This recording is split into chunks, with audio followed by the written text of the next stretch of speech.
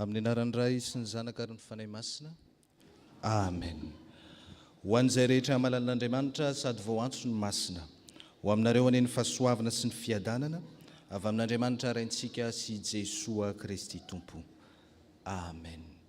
Anio alahady 7 Janoary taona 2024 izay alahady faharoa manaraka ny Epifania, ary alahady ihany koa hitondranam-bavaka ny FFKM ibanjinana an Jesoa Kristy amin'ny loha hevitra manao hoe lehibe ny fiandrianan'Andriamanitra.